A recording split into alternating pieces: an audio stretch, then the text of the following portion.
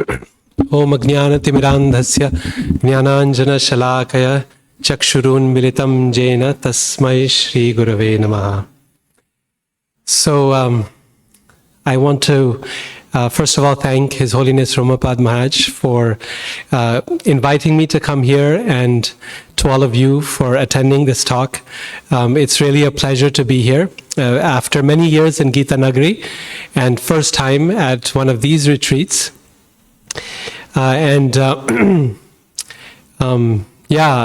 This particular theme of this retreat of Srimad Bhagavatam is, of course, one that I'm very, very excited about. And I'm sorry I missed yesterday and the first half of today. I actually arrived just yesterday from India. As a result, our family rushed to India earlier, a couple of weeks ago, because of Gopal Krishna Maharaj's departure, who is spiritual master for my whole family and also one of my very close Shiksha gurus from my childhood. And so we rushed to India and then came back just in time for this retreat. So I'm quite jet lagged. In case I fall asleep during my talk, I want all of you to please quietly leave the room and let me get some rest. So there's two challenges. One is jet lag, and then the second, this was after a very, very nice prasadam meal. So there's two big challenges here that I'm facing. Normally one is enough, but please help me stay awake here by participating fully in the seminar if you can. We have about an hour and a half, just a little bit less than that. The topic of this series today and tomorrow is called Tips for Talking to Krishna, and it's lessons on prayer from Srimad Bhagavatam. So I don't know if you have noticed, but there are a lot of prayers in Srimad Bhagavatam. I remember as a child when we used to read Srimad Bhagavatam as part of our homeschooling with my mother. Then at that point we would often spend a lot of, as children, we'd be very excited about the storyline, right? The plot, like Nrsimhadev is coming and there's a battle scene happening and so on. And we would become very disappointed when the prayers would show up. And it seemed like at every 5 minutes there's prayers. The plot only moves 2 minutes and then there's a prayer. And then another 2 minutes and there's a prayer, another prayer. And every time anyone shows up, they first offer prayers. This was, as children, very disappointing to us because we were interested in the plot. But as we continued reading Srimad Bhagavatam and as we grew up, then it became very clear that actually the reason Srimad Bhagavatam has so many prayers is because they are even more important than the plot. It's in the prayers that we see something very special, which we cannot see even in the plot.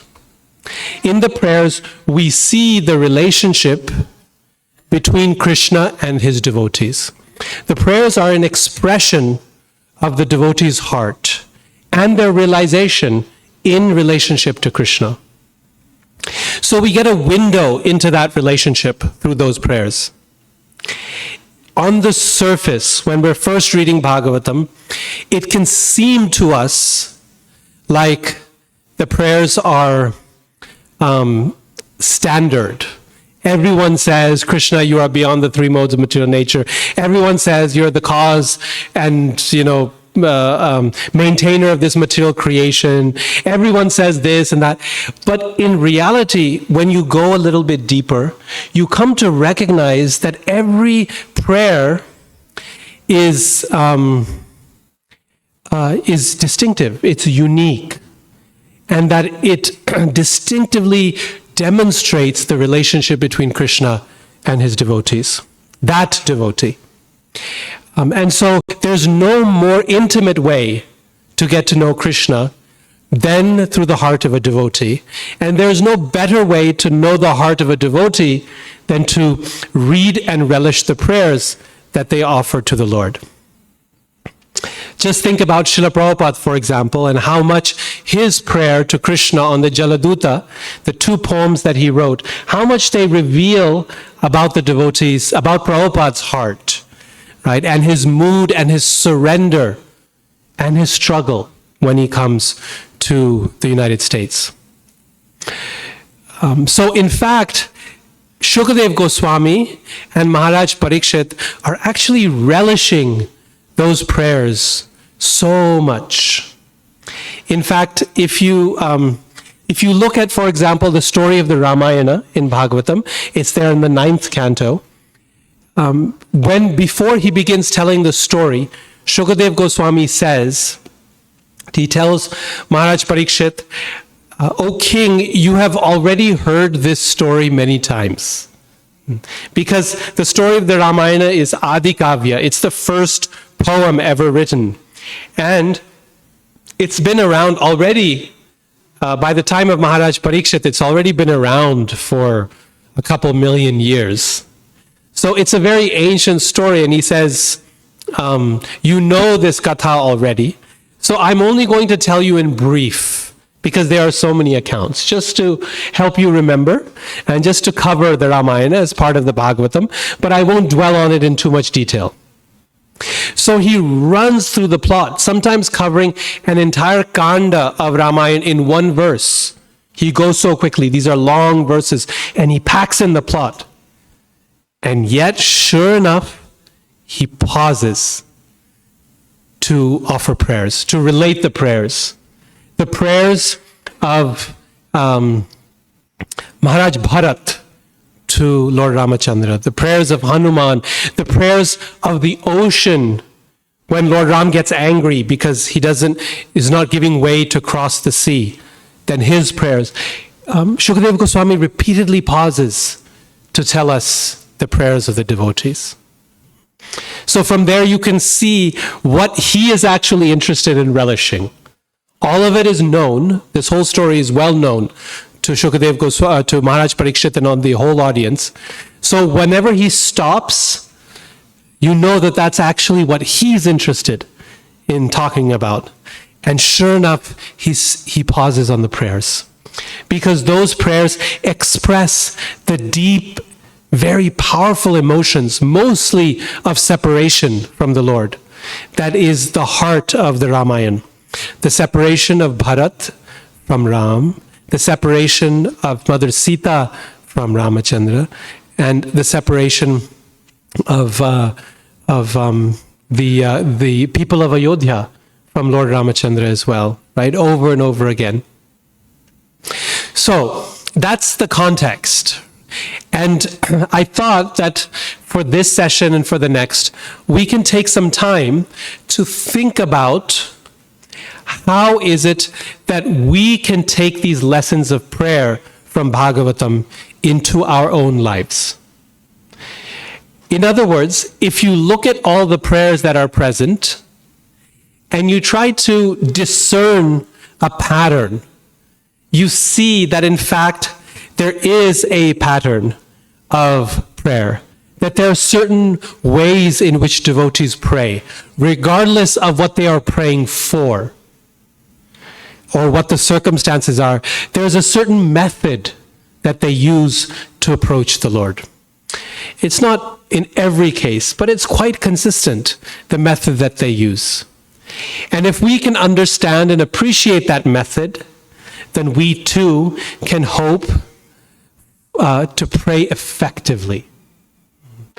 We often in today's world, we talk about effective communication. Right?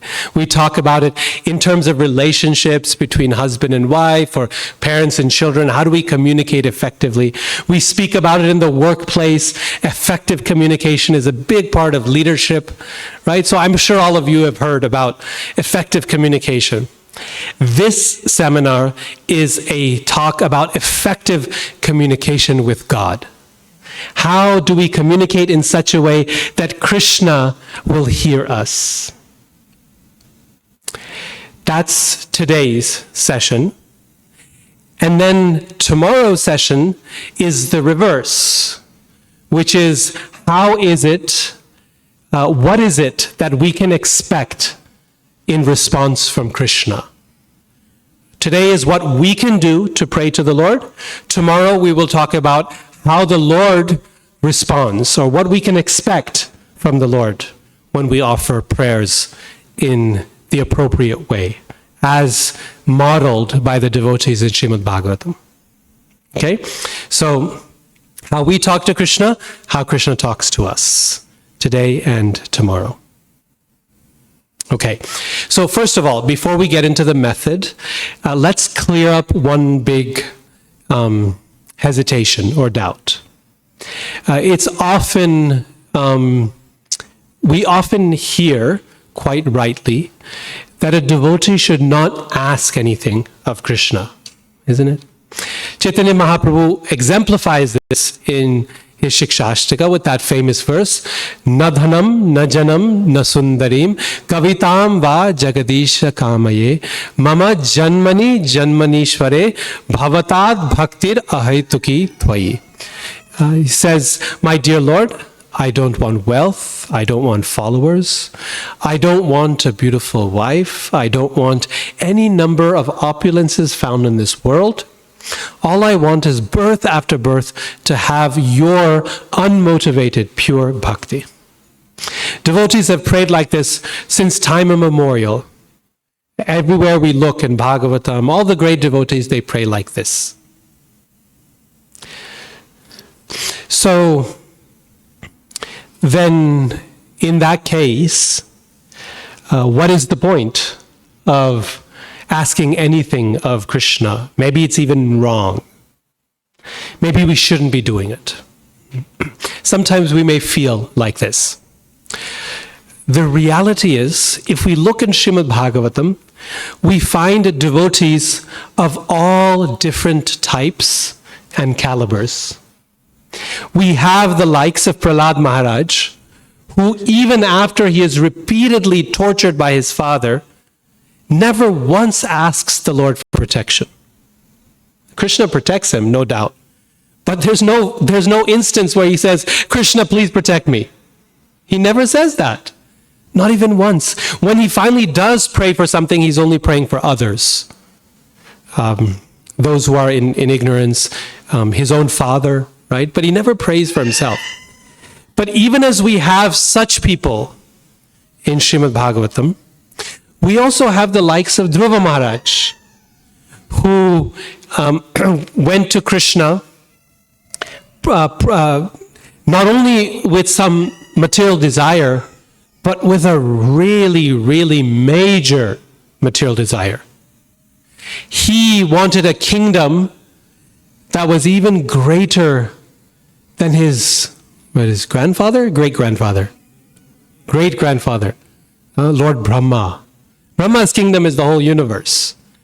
Now that's called ambition, right? I mean, each one of us may be ambitious in our careers. Maybe we want to become our boss's boss or something like that. But this is big, right? He wants to be greater than Brahma himself. That's a pretty strong desire. And he goes with that to Krishna.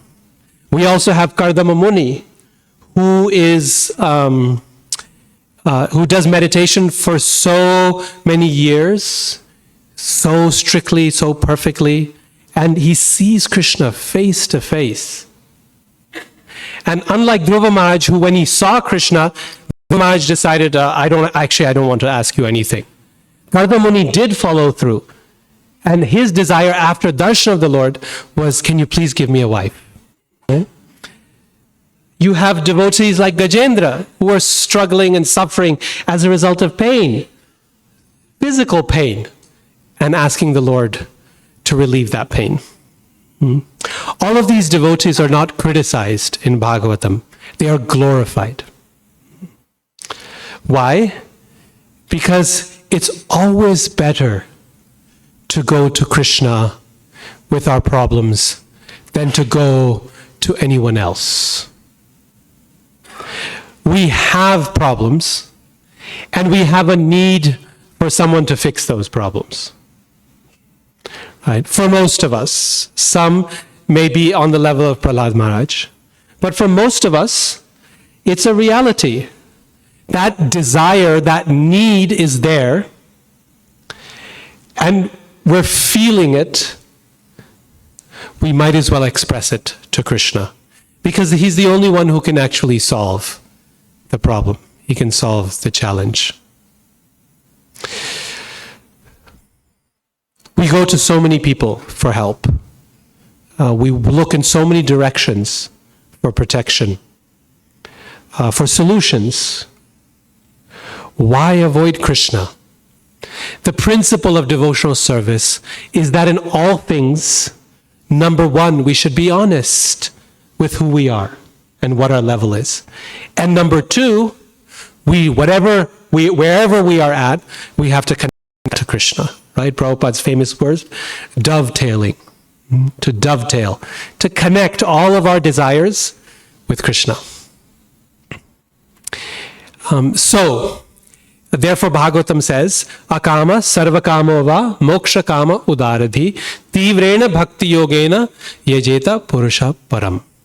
That whether someone is akama, no desires, sarvakama, has all kinds of desires, or moksha kama, wants desire for liberation, whatever their desire situation may be, tivrena bhakti yogena, by the process of bhakti, one should worship Purusham Param. We should worship the Supreme Person. So I have a question for you, which is, why is it better to go to Krishna with our material desires rather than going to anyone else? What benefit is there particularly to approaching Krishna? Yes, please raise your hand, and then I will repeat your answer so that everyone can hear. Or, okay, we have a mic. Yes, Prabhu, please. Yes.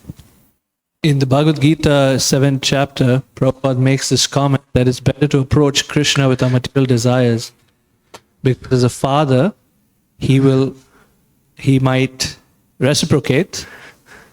It brings the devotee closer to him. Very nice, very nice. Particular case. But of course, he's also Hari, who removes all desires, even when you approach him with material desire. Yes. So you pointed out two very important things. Okay. One is that Krishna, when we go to him with a material desire, one very positive side effect of that is that he, in the process, removes the desire with which we came to him for. Maybe you've had this experience before. I certainly have. Sometimes there's some strong desire that I might have, and I'm hoping for it, and I'm asking for it, and I'm praying for it, and I'm then trying not to pray for it because I feel guilty I'm praying for a material desire. But it's there in the back of my head, and I'm thinking, hopefully Krishna's heard it. He knows what's in my heart. And he doesn't give it, and he doesn't give it, and he doesn't give it. And finally, you become frustrated. Okay, forget it. Whatever it is, it's not going to come. Anyway, Krishna has given me so much. Thank you very much. It's okay. And the minute you give up the desire, Krishna says, oh, okay, you can have it now. It's yours, right? That's Krishna, right? He finds a way to help us get rid of the desire, even as he fulfills it. And the best example of this is Dhruva Maharaj, who, when he sees Krishna, he says, my dear Lord, I was looking for broken pieces of glass. Glass is, of course, shiny and beautiful, but it can also cut us and draw blood very quickly. But instead, I have received the greatest jewel, that's you. So why would I want those broken pieces of glass anymore? But the second thing Prabhu mentioned is that when we go to Krishna, one other very positive side effect is that we are drawn closer to him as a result of asking him. It helps us build our relationship with him. When he does this, when he fulfills our desire, we feel some gratitude towards him. When he doesn't fulfill our desire, we still feel that Krishna is looking after us by protecting us from too much material things. Whatever it might be, going to Krishna, seeking refuge, helps us build our connection with him. The other thing that you mentioned in that quote from Srila Prabhupada was the point that Krishna is like a father. Now, I want to point out something very important to keep in mind. The devotee asks something from Krishna. The karmi asks something from Krishna. There's a world of difference between the two. In Krishna's eyes, there's a world of difference. For example, right now I am serving as department head in my university for history and religious studies and classics, these three faculties. Now, if one of the faculty members comes to me and says, Professor Gupta, I would like a raise this year, or I want some extra travel funds for a conference or something, right? Then of course I'm going to consider that request, and when the person becomes too nagging, it can become irritating or frustrating. I'm going to weigh it against their performance. So many things are there, right? Why? Because that relationship is a transactional relationship. Okay, maybe there's a little bit of friendship, but it's from a distance, right? I'm at Utah State University because I'm getting paid. They're here because they're getting paid. None of us is working just out of the goodness of our hearts, right?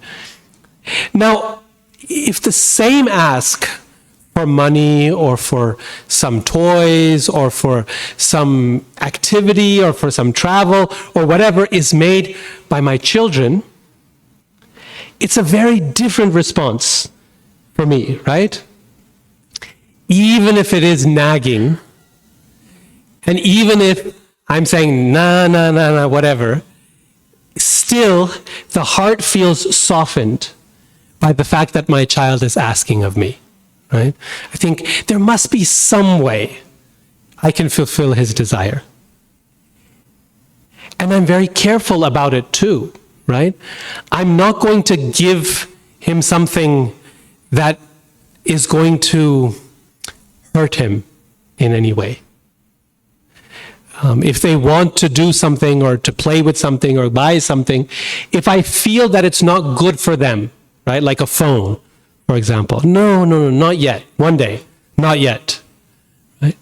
Then they know that that refusal comes from a place of love. And even as I'm saying no, I'm trying to think of some way in which I can otherwise make them happy. Okay, instead of a phone, how about we join a soccer camp, right? Do something that'll be just as engaging, but it doesn't involve a device that's going to make you addicted. So that's the difference. When I'm dealing with my colleagues or when I'm dealing with my children, right? It's a very different sort of response. And especially when children are small, they're asking from the parents is only an increase in love. It softens the heart on both sides because it creates some sense of dependence from one to the other. It deepens that relationship.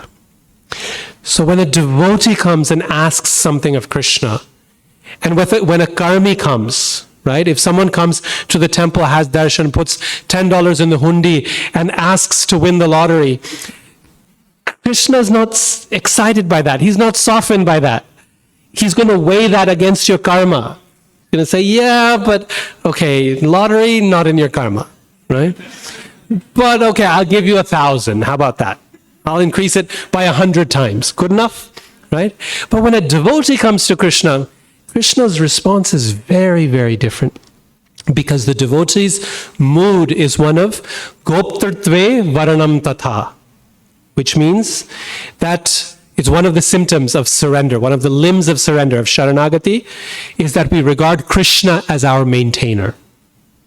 We have no place to go for shelter, even for the smallest things, but Krishna. And even when we know it's not the best thing, still, where are we going to go but Krishna? That is called dependence on the Lord. And that makes Krishna very happy. That makes her, even if it's not the ideal desire, Krishna can handle it. He can deal with it positively. Okay, who else? What else is why do we want to go to Krishna instead of anywhere else? Other people had their hand up.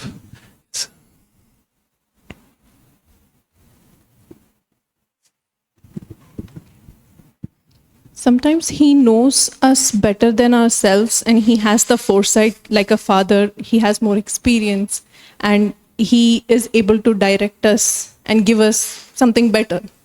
Excellent. I might ask something, but he knows us better than ourselves and gives us something better. Very nice, very nice. So this is a very good point, and again connects with the parents and children example, especially when the children are small, right? They might be 2-3 years old and they're having a tantrum. I want this, and they're screaming and yelling. And what do they actually need? They need some sleep. They're tired. Or they're hungry, right? And they don't know yet. It takes a long time, to 9-10 years old, before children can understand their own bodies. That I don't need this, I'm actually just hungry. I don't need this, I'm actually just tired. Sometimes even as adults we don't understand that, right? We're getting angry, we're getting upset, and we don't know that we're hangry, or we're just tired, we haven't slept properly, right? And we're taking it out everywhere. So Krishna, he understands us better than we understand ourselves. Why? He is Jagat Antaratma, which means he is the soul of the soul. He is within the Atma itself. He understands us better than we understand ourselves, at least at this point, when we are not self-realized fully. It's very difficult for us to understand what we actually want. We have this material desire. We're lusting after this, and Krishna knows this is not actually going to make you happy. The minute you get it, you will suffer again. So try this instead. And we will complain and we will kick and scream, but when he finally gives it to us, we're like, wow, thank you, Krishna. That actually did it. That's actually what I needed. Very nice point. What else? Yes, Prabhu? Sorry, you're having to run back and forth. You already covered this, but still it's good to repeat. Yeah, Chaitanya Charitamrita, Lord Chaitanya says that a devotee that is sincerely trying to come to him, but at the same time he's harboring some material desire, which is not good for him. So Lord Chaitanya says, well, he may be a fool, but I'm not. Yes. So instead of that, as you said, or as Mataji said, instead of that, I'll give him, the nectar of my lotus feet. Yes. And I'll make him drink that and satiate him that way. So he no longer wants that. Yes. You covered it already, so I didn't feel to say earlier, but thank you. Very, very nice point. So sometimes Krishna will not give us what we want and give us something else. Sometimes Krishna will give us what we want, but he'll give it in a very measured quantity so that we can taste it and realize it's actually not going to make me happy without getting deeply embedded in it, without sinking or drowning in that particular sense gratification. So Krishna might give it just a little bit, or he might give it in a very specific way. He can wait before he gives it, so we can work through that desire first before he gives us what we want, right? Like in the case of Sudama, for example, he did give it, but he waited quite some time before he gave it, so to allow it. And then when Sudama received it, he received so much material opulence, he was not controlled by that opulence. He was rather the master of his own senses. He remained self-satisfied even while living in that palace. So Krishna modulates things very carefully because he knows us very well. Whereas the demigods or other powerful beings in this world give it to us in a transactional sense only. Meaning, you have done this good work, therefore you get this good result, right? It's a very, what's the word? Like a very mechanical process. It's a very mechanical thing. This type of performance gets this kind of result. They want to minimize subjectivity in the situation, right? When I'm doing performance evaluations, or when you're doing performance evaluations or getting evaluated, the less subjectivity there is, the better it is for me and for them, right? Otherwise, I get in trouble as a result of me just saying, I like you, I don't like you. This is not good, right? So the demigods are like that. The demigods are always worried, not just about taking care of those who worship them, but also taking care of themselves. And we see this very often in Srimad Bhagavatam. The famous story is there of Indra, of Lord Shiva, of so many other demigods, Brahma, that when they give some benediction, they're just working from the book. Hiranyakashipu asks for this, this, and this. Brahma says, your austerity deserves it, so you can get this, this, and this. Right? Whereas Krishna is always thinking not just what is mechanically right, but also what is internally or subjectively right for this person. Okay, so we can continue. There are, of course, so many different reasons for approaching Krishna, but let me just summarize everything that you all said. One is that Krishna will give us what we want in such a way that it will not cause us lasting harm.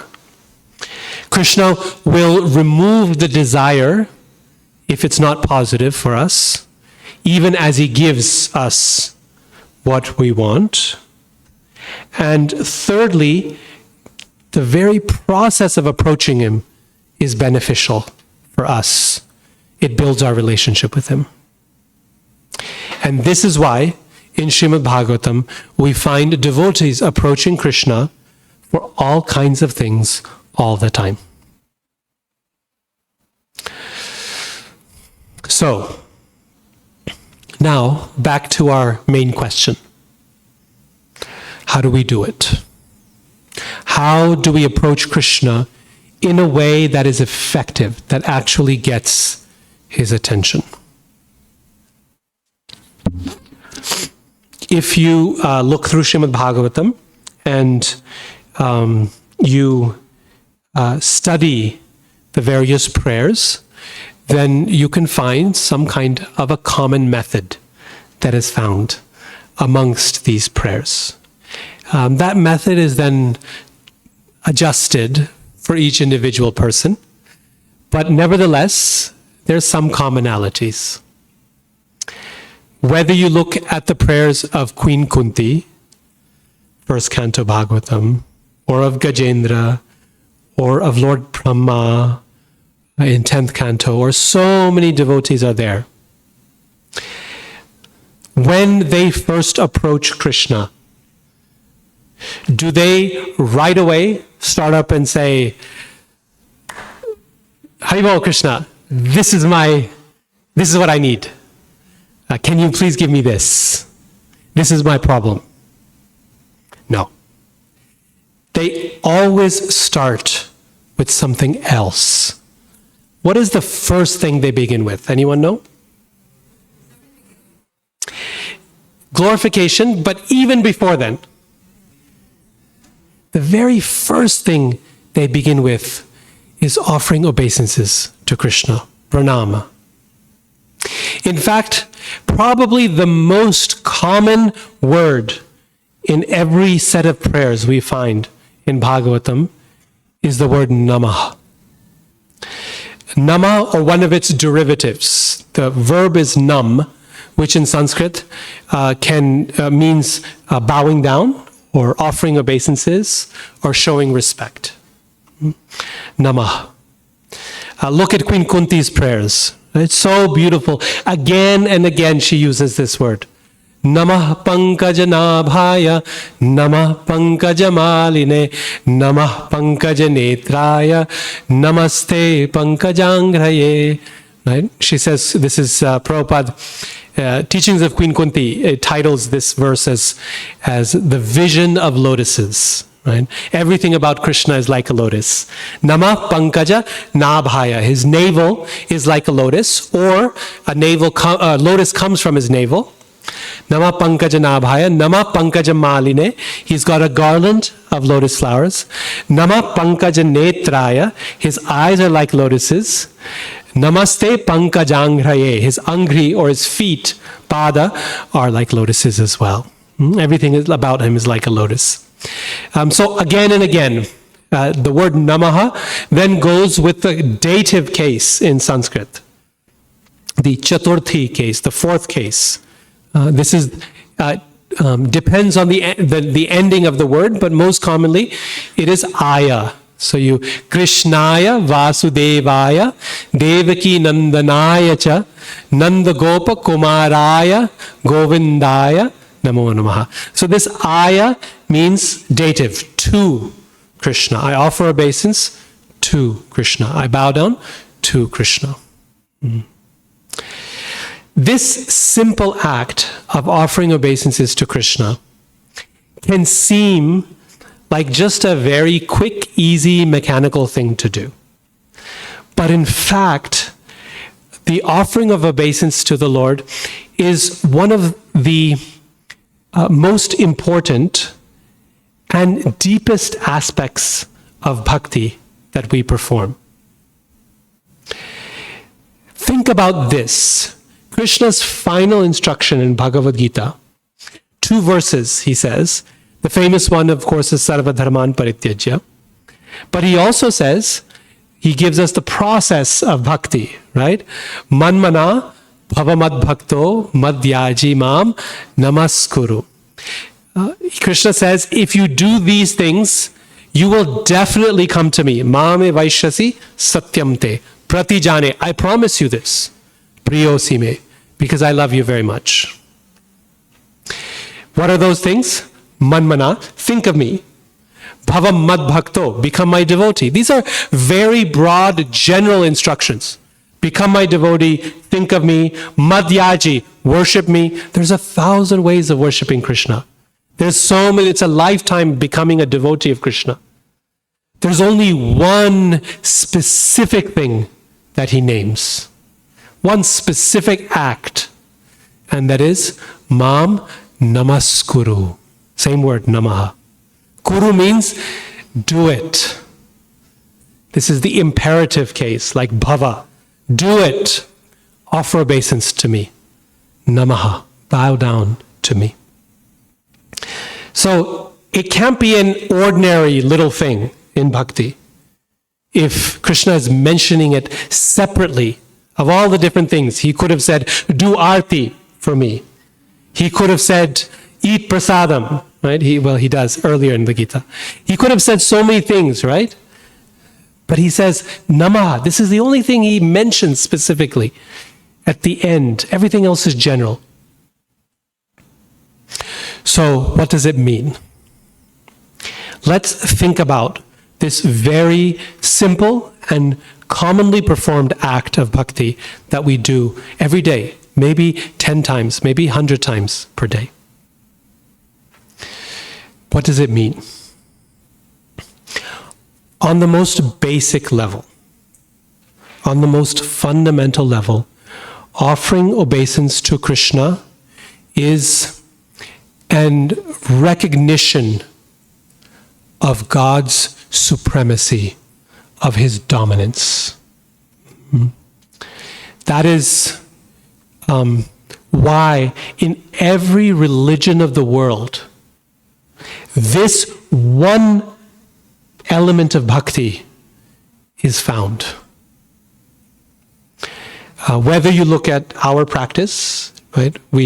Our habit is to pay our obeisances to Srila Prabhupada, to the deities, to each other. You can look at Islam. Their number one method of prayer, right, is namaz. That word even sounds like nama. I don't think etymologically it's related because it's in a very different language family. But nevertheless, it sounds like it, namaz, right? This is the center of their daily prayer, is standing shoulder to shoulder and bowing before God, while saying, God, you are great. Right? At the fundamental level, this is a recognition. God is big, I'm small. The Jews do it. This is I forget the term for it, but as they read the Torah, they're constantly moving up and down as an act of bowing.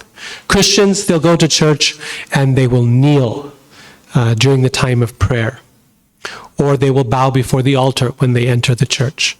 People do it in different ways. Some do like this, some just bow their heads, some go flat on the floor, but everyone does it in some form. Just a simple thing, God is great, I am small. At a deeper level, offering of obeisances is a giving up of our false ego, surrendering our ahankara, our sense of pride, our sense of being the controller before the Lord. It's recognizing, my dear Lord, everything that I have to be proud of actually belongs to you. You know, so much of what we are proud of in our life is up here in our head. Whether it be our brilliant intelligence, or we might be proud of our beauty, right? What do we look at when we look at the mirror? We're looking at our face, right? To make sure our eyebrows are right, and our hair is done right, and our teeth are nice and shiny, right? It's all here, the beauty that we're looking for. Okay, a little bit down here, but not much, right? It's all up here that we're looking for. Or we might be very proud of our abilities of speech, right? That we can sing very nicely, we can speak very nicely, we can hear very nicely, even if we're very humble and we think ourselves very good listeners, still happening up here, right? So much of the cause of our pride is up here. And therefore, the act of bowing down, of putting this on the ground, is an act of relieving ourselves from our ahankara, from our sense of pride, from our arrogance. You know the verse, Patram Pushpam Phalam Toyam. So there's one Sri Vaishnav commentator who says the phalam that Krishna is referring to is a coconut. And the biggest coconut is this one up here. This is what Krishna is asking us to surrender. There's a very nice story in Chaitanya Charitamrita of when Lord Brahma comes to visit Lord Krishna in Dwarka. And when he shows up at the door, the gatekeeper, they're of course very used to getting very great people at the door. This is their job. Everyone comes to visit Lord Krishna. So Brahma shows up, and as is the proper protocol, he welcomes him, and he says, please let me know who is here to see Krishna. And he says, well, it's Brahma. And so the gatekeeper goes in, and he goes into Krishna's inner chambers, and he says, my dear Lord, Brahma is here to see you. Now Krishna is, again, in the heart of every living being, and he knows what we are feeling. That Brahma today is feeling a little bit proud that he is the great Brahma. This is quite a natural thing, right? When you have that much qualification, that much power and ability, it is quite natural. It's even, you can say, expected. It's your right to be proud of that. It's not at all shocking, in other words, to have some pride. I mean, why should we be shocked that Brahma has some pride or Indra has? Even we who have no qualification, we become very proud of ourselves. We think, I'm the best person, God's gift to humanity, right? I remember when I was studying in Oxford in England, we used to walk to the university, and it's about a 30-minute walk, and we would pass a liquor shop. And just past the liquor shop on a bridge was a bench, and on that bench every day was seated the same drunk. And he was completely drunk all the time. The only journey he made was from the bench to the liquor shop and back. And he would stink, right? And he was drunk. And yet every day he would sit there and he would be dressed in a very distinguished way, and he would tip his hat at us and say, "Good day to you, sir," in the most distinguished way possible. And he was oblivious to the fact that everyone was making a big circle around him to pass him, right? But he was feeling some sense of pride, some arrogance, even in that condition when everyone could see that there was nothing to be proud about.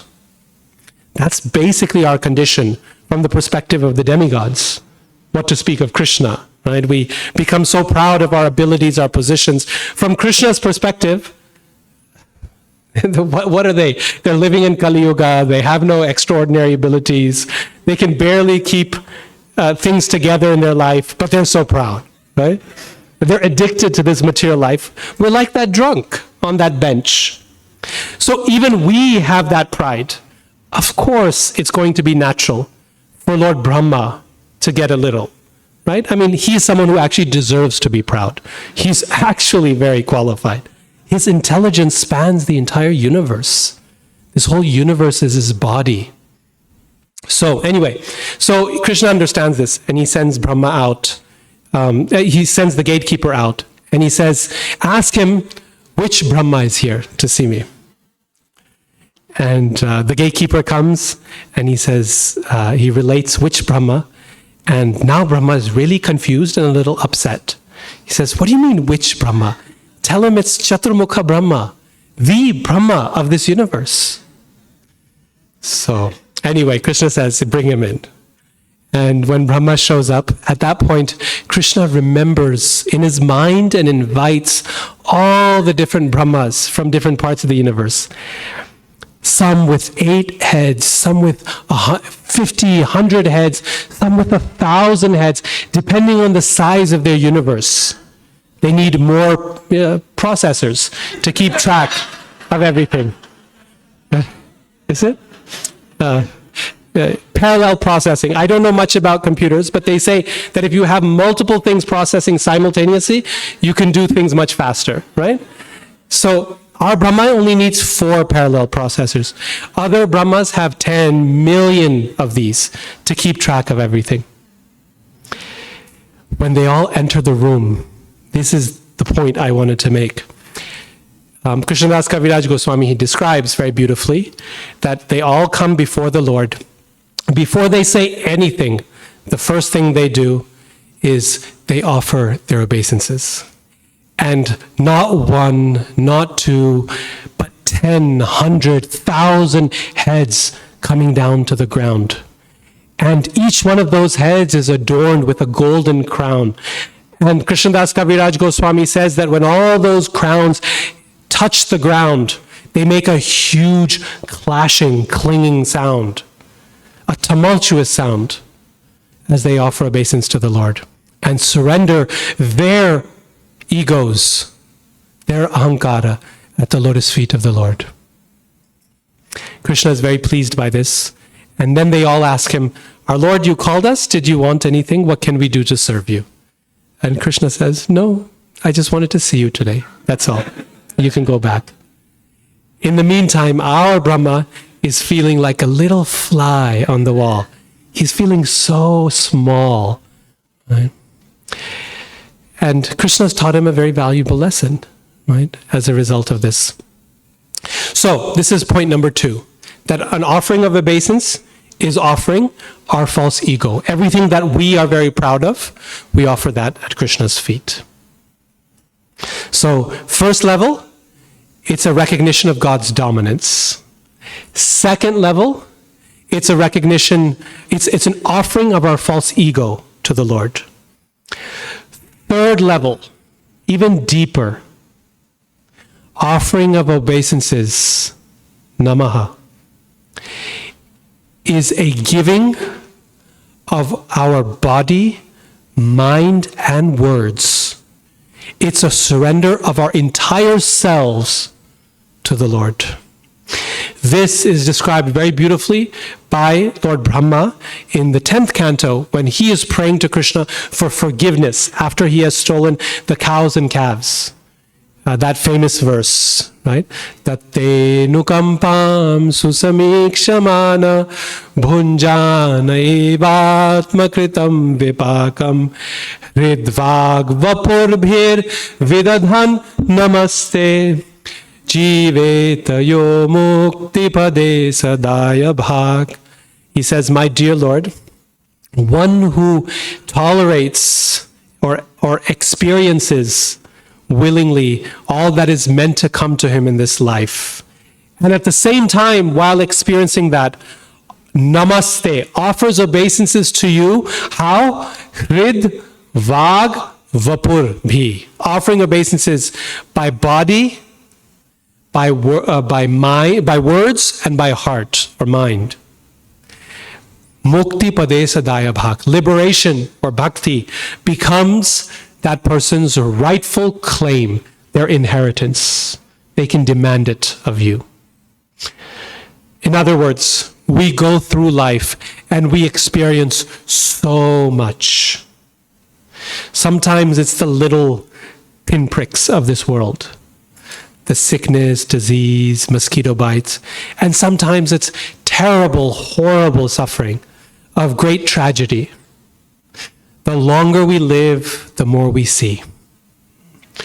And through all of that struggle, through all of that challenge, through all of that suffering, when faced with so much in this world, this material nature is so overwhelming, and we are so small. Prabhupada says, everyone is embarrassed by this material body. And it's a fact. Everything in this world embarrasses us. It defeats us in due course of time. You look at the face of a child, so full of life and joy and innocence and bubbling, and then you watch that person's face as they grow up. It gets better and better till your 20s, and then you gradually start to see the world's problems on their face, right? The lines, the wrinkles, right? The suffering, the tragedy. You can tell, right? That life takes a toll. When faced with that great challenge, what can we do? Us, little tiny people, what can we do but just offer obeisances to the Lord? To just say, my Lord, I don't know what to do. You know what to do. I have been defeated by this material energy. You are the only one who can protect me. Hrid vag vapurbhir.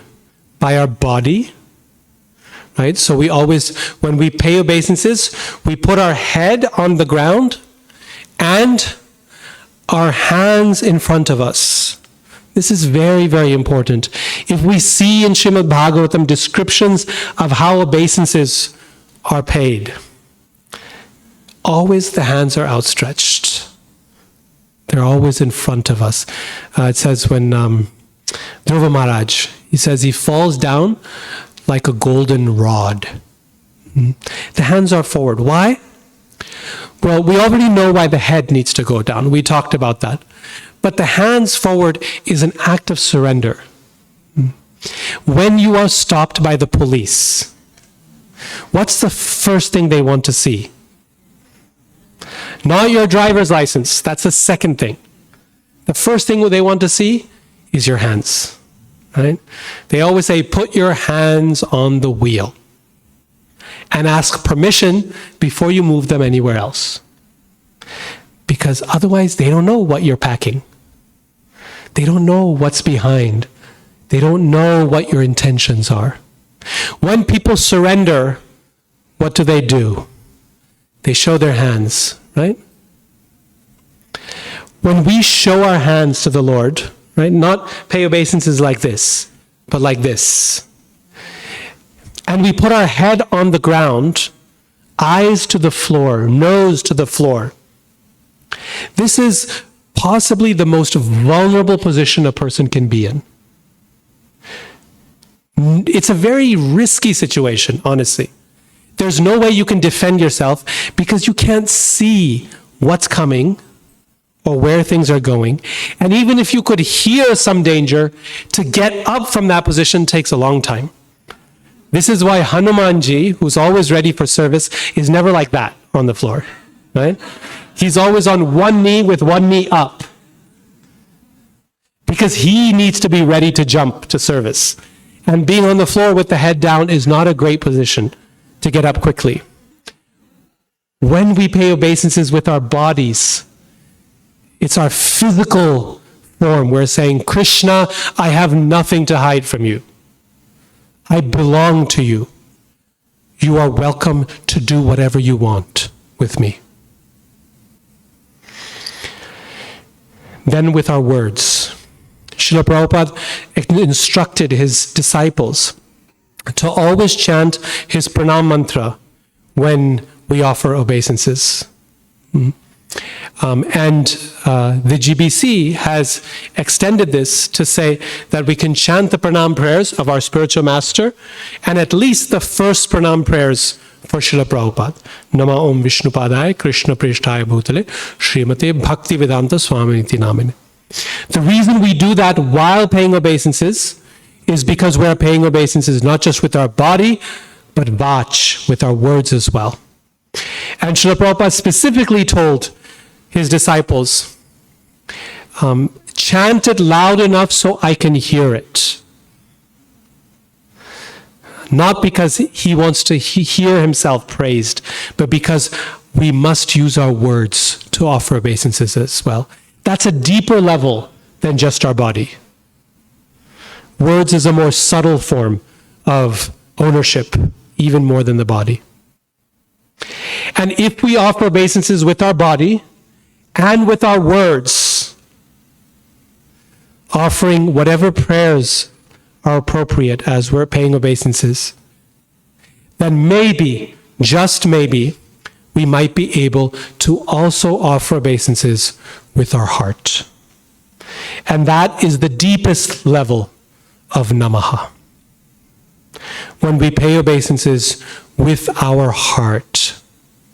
And I think the best example of this I have found is in the story of Dhruva Maharaj. When Krishna appears before him and he falls down like a golden rod, like a stick before the Lord, he outstretches his hands, and Bhagavatam describes that with his hands outstretched, in his heart, he grabs the lotus feet of the Lord and places them in the core of his heart. Such a beautiful vision, such a beautiful image, right? Why do we put our hands up forward? Not just because we're trying to assure Krishna that we're not hiding anything. Yes, we're surrendered, yes. But really, because we want to grab Krishna's feet. That's where we're at, right? We're on the floor. So the closest thing is his lotus feet. And like Dhruva Maharaj, if we can grab those feet in our minds and place them within our hearts. Bhave, bhave, hridaya bhavane, bhavayeyam bhavantam. Maharaj Kulashekar says, please reside within the court, within the palace of my heart. Then we have succeeded in actually offering obeisances. Then the act of namaha becomes one of the deepest experiences of bhakti. So, on the most basic level, offering obeisances is a recognition of God's dominance and greatness. At a deeper level, it's an offering of our false ego and all our qualifications to the Lord. At a yet deeper level, it's an act of full self-surrender, our body, mind, and words. And at its the deepest level, it's an offering of the heart to Krishna, bringing him into our hearts. This is the beauty of bhakti, of devotional service, that even the smallest thing in bhakti can be become the most profound experience for ourselves. Even the smallest thing can be the greatest effect. This is such a small thing. We may do it so many times without even recognizing what we're doing. One time, Prabhupada's personal assistant, I forget whether this was Harishori Prabhu or Shrutakirti Prabhu, but one of them, they write in their memories that they were coming in to do so many things for Prabhupada, right? They would bring in his water, take out his glass, bring this in, bring that out. They were constantly coming in and out of his room as he was working, as he was sleeping, as he was eating. One time, and every time they came in, they would offer obeisances, every time. And one time Prabhupada stopped him and said, "What is this hatchet?" And his servant said, "Prabhupada, I don't understand." Well, "What is this hatchet?" Prabhupada did this motion. "Why are you coming in like a hatchet, paying obeisances, dar, dar, dar, like this?" He said, "No, this is not how you pay obeisances." In other words, he was asking them, if you're doing it anyway, do it with some meaning. Make it count. So much of what we do in bhakti, everything we do in bhakti has so much meaning. And yet so much of what we do without meaning. We do just mechanically. We're still spending the time, we're still spending the energy, and we're getting very little benefit from it. Why not make it count? When we sing the Samsara Dava prayers in the morning, why not actually think about what we're saying, learn the meaning of the words, and then sing it with meaning? You're spending the time anyway. You can't do anything else during that time. Might as well make it count. When we're doing our japa, when we're paying obeisances to the Lord, why not make it count?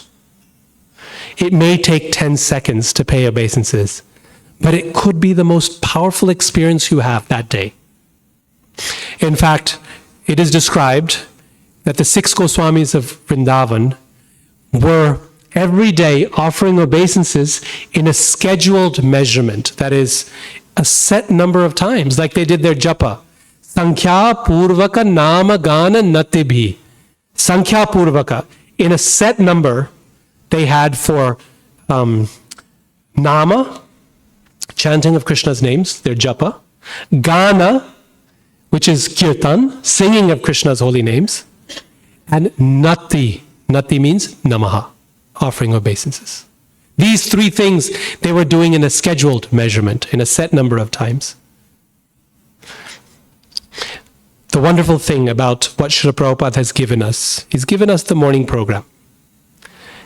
This morning program that all of us are experiencing here in a very full way, right? That morning program is so wonderful because it has everything contained within it. In scheduled measurement. You have japa, you have kirtan. Prabhupada said 20 minutes of kirtan in the morning. That's the number he specified. This is why our arati is 20 minutes long. 20 minutes of kirtan, 16 rounds of the Mahamantra, and we pay obeisances throughout. But especially the moment of paying obeisances is during greeting of the deities, Shringar Arti. Nothing else is happening at that time. Kirtan is going on in the background, but we're not singing with drums and things. The only thing we're doing is we're paying obeisances. And if you notice advanced devotees of the Lord, advanced devotees in ISKCON, and you watch them pay obeisances, when they come, I've seen this so many times, when they pay obeisances before Srila Prabhupada, you will see how deep of an experience it is, how much surrender is there. They come up, their face is different, right? They've had a moment with Srila Prabhupada. We too can offer our obeisances to him, our obeisances to Krishna, and to say, "My dear Lord, my life belongs to you. do with me as you like. That act of surrender, that statement of surrender, 10 seconds, and it can be our most powerful moment in the day. Okay, so that's where every prayer begins, is namaha. That's the basic ingredient of every prayer, is just that word. And hopefully now we can appreciate why it's there. In fact, it's described as the heart of every mantra. Whether it's Om Namo Narayanaya or Namah Shivaya, it's always there, the Namaha. And it's for this reason. Unless we're repeating Krishna's names, then it's a different thing. We're just calling his names. Okay. So, that's the first step, is offering obeisances. Okay? In the 20 minutes that we have, I'll try to get through the second step, and then we may continue tomorrow. So, first they offer obeisances. The second thing, actually the second and third I have less to say, so we can go faster. The second thing that happens after obeisances is what all of you said originally. Before they ask Krishna for what they actually want, they spend a few minutes glorifying him. They praise him. And they praise him in relationship to their own life, from their own realization. This is something very special that you find in prayers. Whenever they're praising Krishna, they're describing him. They're describing Krishna based on their vision of him, how they know him. Queen Kunti, when she's praising Krishna, what does she praise about him? Do you remember? Yeah, she's praising all the ways in which Krishna protected her and her children in her life. You protected us from the forest fire, from the Lakshagriha, the fire, the palace on fire. You protected us from Durvasa Muni. You protected us in the game of dice. You protected us on the battlefield of Kurukshetra. Every devotee, Gajendra, when he's praising Krishna, he praises him as Paramatma, the super soul in everyone's heart. Because that's the way he knows him. He doesn't know him as Krishna who plays the flute. In fact, Prabhupada explains that he doesn't even know exactly who God is yet. He doesn't understand him personally as Bhagavan, as one with a form. He just knows that there's someone up there. God, if you're up there, please help me. This is the beginning of spiritual life. And he praises Krishna in that way. There's one very important reason for doing this prayer of Krishna. It's not just a process of flattery. Sometimes we might think that when someone is saying many nice things towards us, then we become very suspicious. Why? Because I'm sure they're going to ask something now, very soon. Right? We like to flatter before we ask. It softens people up. It's more likely they'll say yes, because they're praising you so much. So, okay, maybe Krishna likes to hear his praises. He is Uttama Shloka. He is always glorified with so many wonderful prayers. But the main reason for us to take some time to glorify Krishna before we ask him is not to butter up Krishna,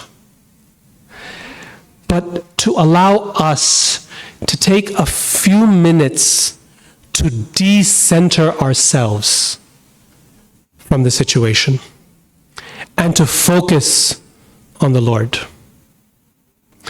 This is such an important part of solving any challenge that a person has. Sometimes when things become really intense, we become fully absorbed in that problem. We can't see outside of it. We can't see what's beyond our world because it becomes so overwhelming. You know, when someone is on the verge of committing suicide, then to prevent that person from doing that, you know what they try to do? Is they help that person see everyone else who would be affected by their death. Think about your mother, what she's going to feel. And they think about your wife or your husband. Think about your kids, right? And they keep searching until they find someone this person cares about, to decenter them from their own misery, which is so intense and so difficult at the time, and center them on someone else, someone else's pain, someone else's hope, someone else's life. When we go to Krishna and we pray to him and we first glorify him, it allows us just a few minutes to decenter ourselves and our problem and to say, actually, Krishna, this is about you. I want to think about you. And just that very act can give us so much relief, number one, but it can also give us so much perspective on our problem. It helps us distance ourselves from the situation. And creating distance from ourselves and the problem is the first step to solving it.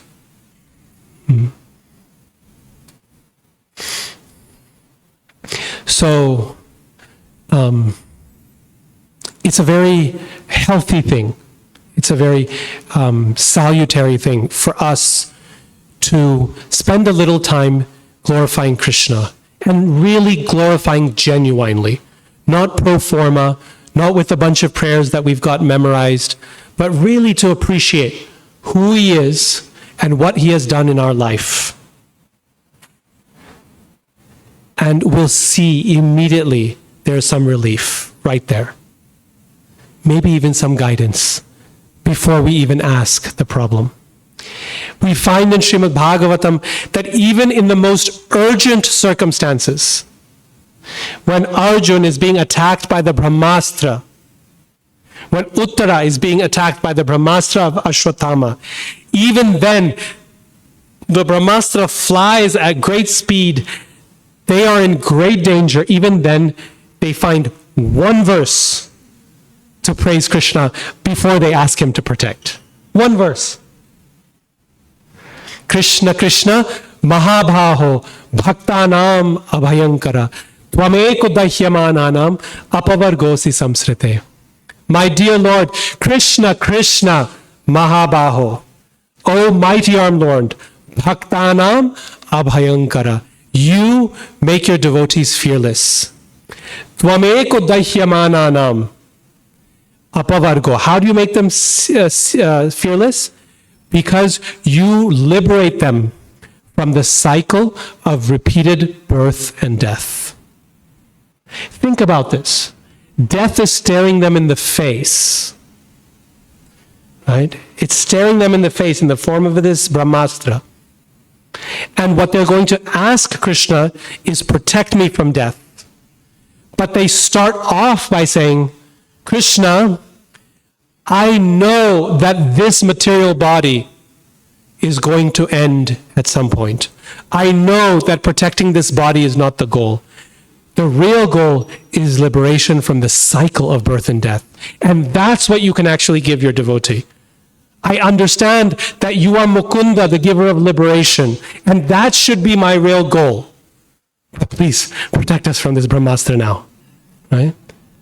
Just for a moment, they provide broader context of what Krishna is capable of doing, who he actually is. Yes, I need this money. Yes, I need this job. Yes, I need this health. But Krishna, I know that this is who you actually are. It's so much greater than what I'm going to ask you now. And I'm sorry, but I do have to ask you, because this is where I am at. And once we have praised Krishna sincerely, genuinely, then at that point, Actually, yeah. As part of that prayer, one of the things we find always is that Krishna's name is always present. And tomorrow, if I get time, I'll speak a little bit about how Krishna's name works inside prayers. Notice in this one also, Krishna, Krishna, Mahabaho, the very first thing that both Arjuna and Uttara say is Krishna's name. Krishna, Krishna. When the coward boys and coward women of Vrindavan are suffering from Indra's wrath, and they go to Krishna for protection, the first thing they say, Krishna, Krishna, Mahayogin. They begin with Krishna's name.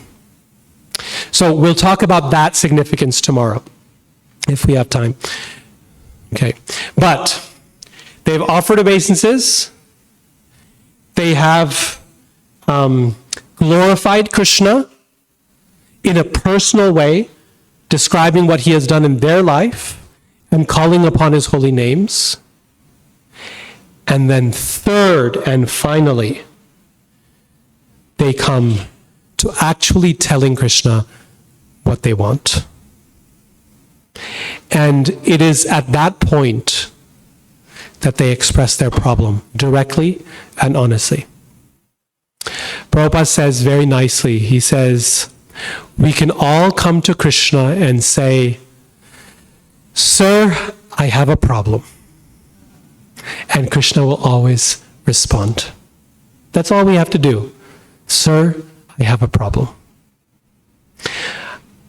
I find one of the best examples of this to be Arjuna in Bhagavad Gita, chapter 2, verse 7.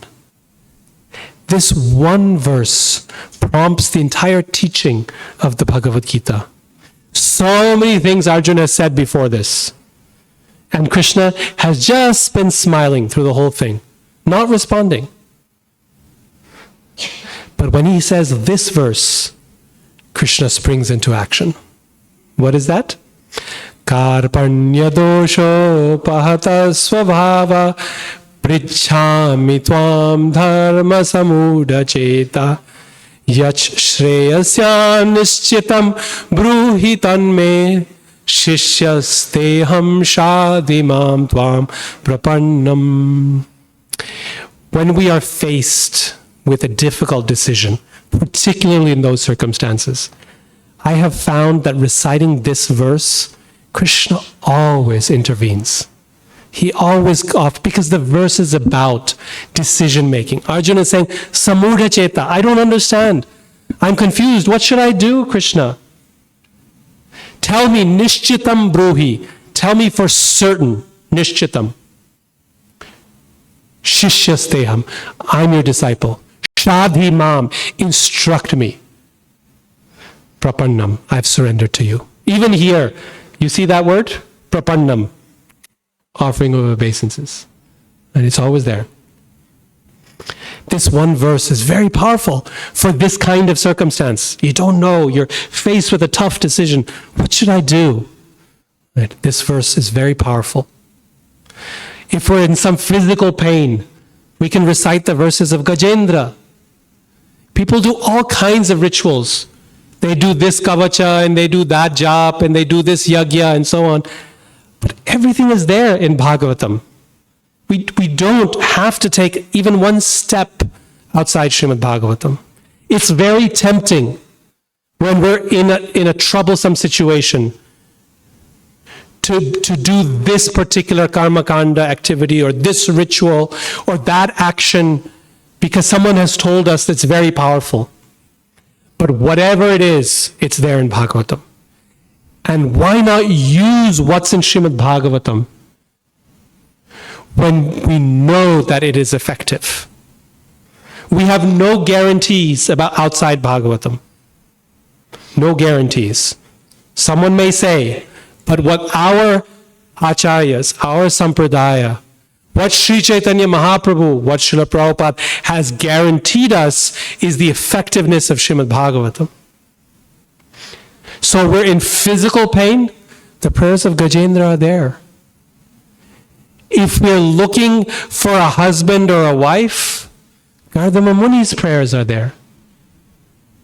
if we're looking for wealth or opulence, Dhruva Maharaj's prayers are there.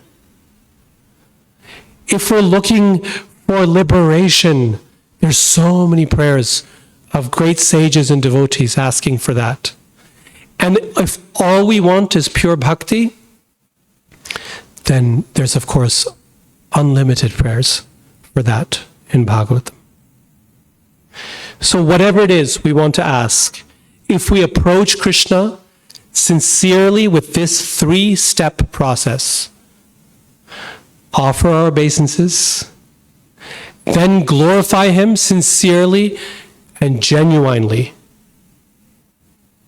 and then ask honestly what we need, following in the footsteps of great devotees from Srimad Bhagavatam who have asked similarly, we can be certain that Krishna will respond.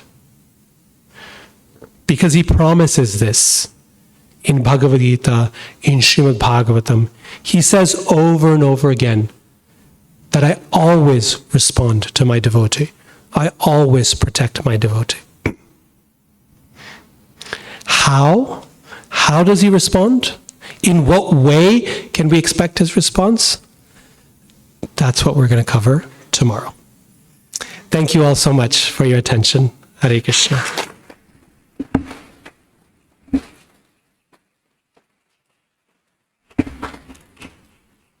Okay, so the content for tomorrow is actually shorter than the content for today. Our